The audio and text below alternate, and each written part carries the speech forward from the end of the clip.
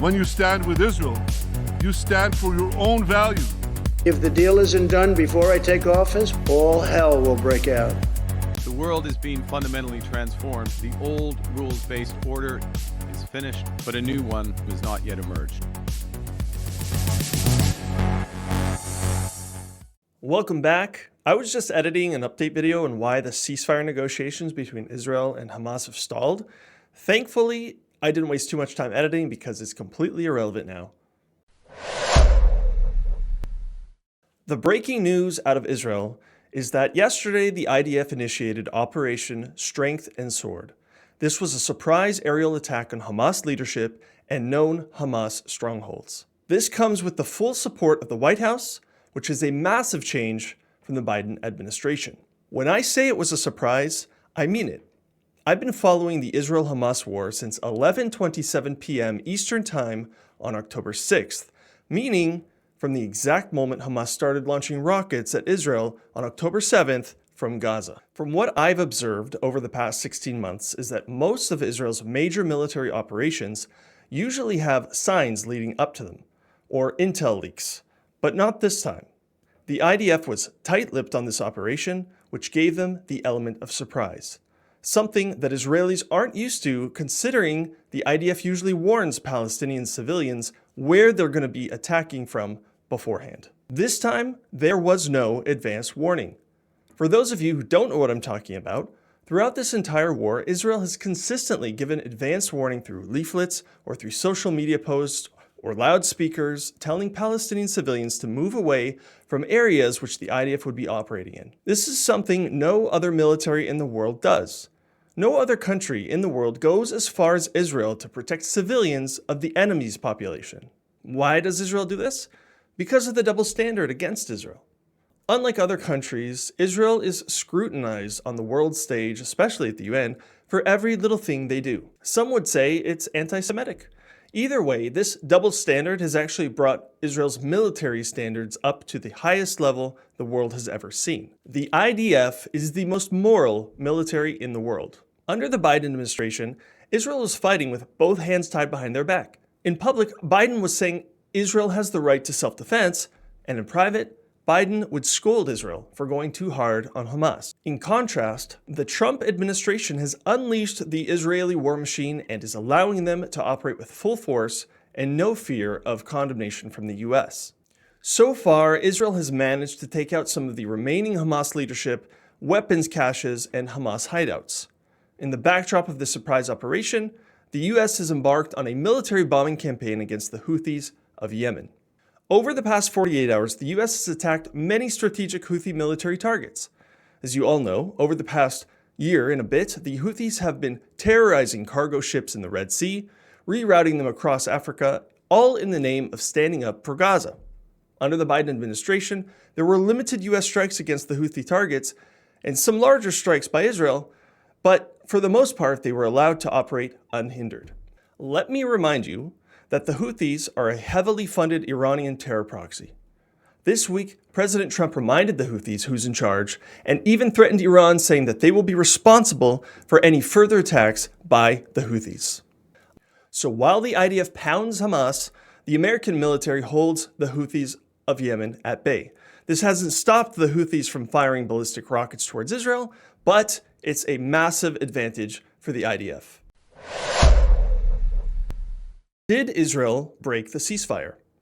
Israel is being blamed for breaking the ceasefire. World leaders are condemning Israel for the airstrikes and calling for renewed ceasefire negotiations. In order to answer this question properly, let me summarize the last few weeks for you. Phase 1 of the Israel-Hamas ceasefire deal, which started on January 19th, just before Trump took office, officially ended on March 1st. Since then, we've been in a ceasefire limbo. The war hadn't started up again, but it also didn't stop. Israel still controlled the Gaza Strip in terms of military power, but Hamas still very much in control as the ruling power of Gaza. Israel extended the ceasefire for 10 days without any conditions. This was done with the understanding that Trump's Middle East envoy, Steve Witkoff, and Trump's hostage envoy, Adam Boehler, would be negotiating on behalf of Israel to release more hostages. Ceasefire negotiation talks continued in Doha, mediated by Qatar, Egypt, and the US, with the goal to reach phase 2 of the ceasefire and to release all of the hostages. These negotiations were a bit of a roller coaster. There seemed to be a lack of coherence between the strategies of Steve Witkoff, Adam Boehler, and the Israeli government. Adam Boehler held direct talks with Hamas in Doha, focusing on releasing American hostages like Idan Alexander and the bodies of other dual citizens, bypassing U.S. policy norms that reach all the way back to the 90s, where we don't negotiate with terrorists was the policy. Do you understand why Netanyahu, Dermer, others might be upset? I do understand. I spoke with Ron, and I'm sympathetic. He has someone that he doesn't know well, making direct contact with Hamas. Maybe I would see them and say, look, they don't have horns growing out of their head. They're actually guys like us. They're pretty nice guys. Understandably, Boehler faced backlash from the Netanyahu government and even had his nomination to serve as special presidential envoy for hostage affairs withdrawn. Trump's Middle East envoy, Steve Witkoff, arrived in Doha on March 11th, proposing a ceasefire extension until after Ramadan and Passover, which is around April 20th, for the release of at least 5 living hostages and the remains of 9 deceased hostages. Israel supported this plan, but Hamas never responded to it. Egypt was strongly encouraging Hamas to agree to the deal because Egypt knows that if Hamas doesn't agree, the US is going to be pushing Palestinians from Gaza into their territory. If there's anything we've learned since October 7th, it's that Egypt and Jordan do not want to host Palestinians from Gaza for any reason. Comment below if you have an answer as to why Egypt and Jordan so strongly opposed to taking in Palestinian civilians. In the meantime, Israel halted humanitarian aid and electricity to Gaza as a strategy to pressure Hamas, which has been siphoning this aid and reselling it to Palestinians at inflated prices in order to fund their terrorists. Unsurprisingly, this move attracted international criticism. Once again, the world is blaming Israel for a humanitarian crisis. Let me make one thing extremely clear. Hamas is solely responsible for the well-being of the Palestinian civilians in Gaza. It's clear that Hamas doesn't care about civilian deaths. If they did, they wouldn't have built over 500 kilometers of terror tunnels, but would have rather built bomb shelters and infrastructure that actually helps Palestinians. Better yet, they wouldn't have attacked Israel on October 7th. Hamas is an evil death cult that thrives when Palestinian civilians suffer. They are master manipulators, experts in psychological warfare, and know how to exploit the compassionate side of Westerners who know very little about the Middle East. Because Jordan and Egypt refuse to accept Palestinian civilians, Israel has been forced to engage in urban warfare, moving Gazan civilians around like a herd of sheep, while Hamas has the advantage due to its extensive, sophisticated tunnel network. This has cost Israel the lives of many IDF soldiers, and even some of the Israeli hostages have died because of this complex war terrain. Since November of 2023, Israel has supplied humanitarian aid, generator fuel, and limited electricity to Gaza. Military analysts agree that Israel has gone above and beyond to safeguard and support the civilian population of an enemy, more than any other nation in the world. Blaming Israel for a humanitarian crisis in Gaza empowers and emboldens Hamas. It needs to stop. If world leaders put as much pressure on Hamas as it does Israel, this war would have been over a long time ago. So to answer the question, Israel did not break the ceasefire because the ceasefire had already expired and Hamas wasn't showing any willingness to negotiate. So why did Israel initiate a surprise attack? And what's the strategy going forward? Let's go back a few weeks when we were still in phase 1 of the ceasefire deal. In phase 1, Hamas released 33 hostages, including 8 bodies. Phase 1 was considered the humanitarian phase, meaning they released older men, women, and children. In return, Israel released close to 2,000 convicted Palestinian terrorists. You may recall the horrific theatrical display Hamas put on as they released the Israeli hostages.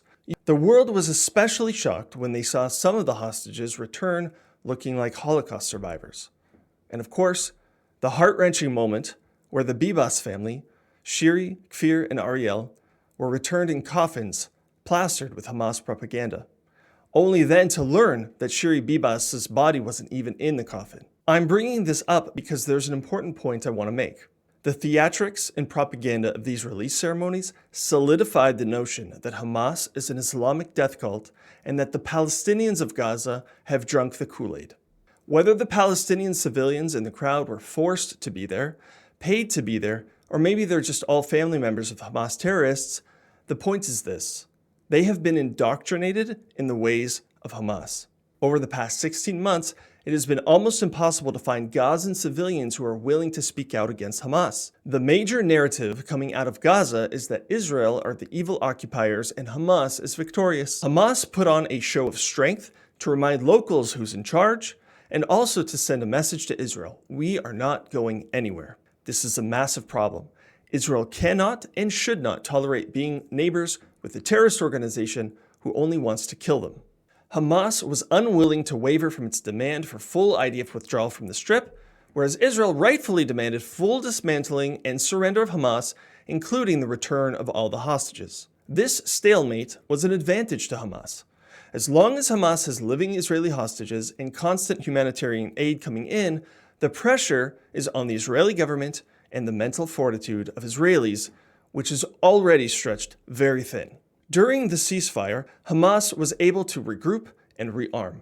Israel had collected enough intelligence to see that Hamas was preparing for another attack against Israel, which is what led to Israel's surprise attack, Operation Strength and Sword.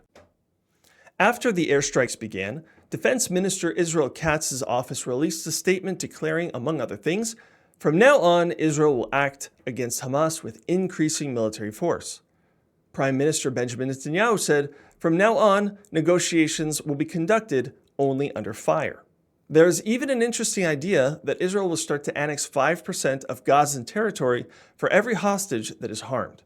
For Islamic jihadists, losing land is one of the most painful consequences.